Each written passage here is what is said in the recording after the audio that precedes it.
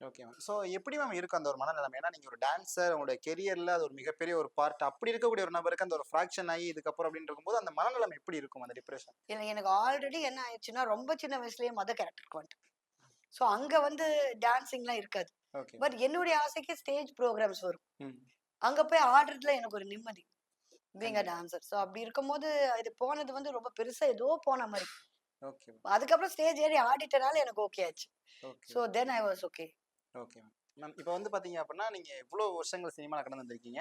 So Sivaji sir கூடயும் நீங்க சைல்ட்ஹுட்ல work பண்ணியிருக்கீங்க. ஸோ நடிச்சிருக்கீங்க. ம், சிவாஜி சார பத்தி யாருக்குமே தெரியாத விஷயம். ஏன்னா நம்ம நேயர்கள் வந்து ஆக்சுவலா சிவாஜி சாரோட நெறைய ஃபேன்ஸ் நம்ம சேனல்ல இருக்காங்க. ஸோ ம். யாருக்குமே தெரியாத விஷயம் நீங்க நோட் பண்ணி, இல்ல உங்களுக்கு தெரிஞ்ச வேற யாராவது சொன்ன விஷயம். இது ரொம்ப ஸ்பெசிஃபிக்கா இருக்கும். எனக்கு என்னன்னாக்கா, அந்த சின்ன வயசுல சிவாஜி சாரோட அனுபவம் ரொம்ப அப்போ அவர ரீட் பண்ற அளவுக்கு எனக்கு கெப்பாசிட்டி கிடையாது. ஏன்னா நான் was LKG UKG at that time. ம்.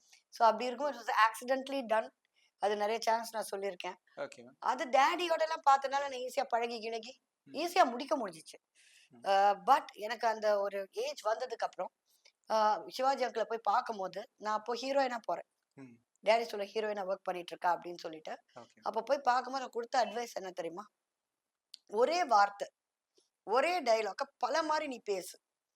நான் கேட்டேன், அங்கிள் அது ஒரு சென்டென்ஸா இல்ல ஒரே வார்த்தை. ஃபார் எக்ஸாம்பிள் அம்மா.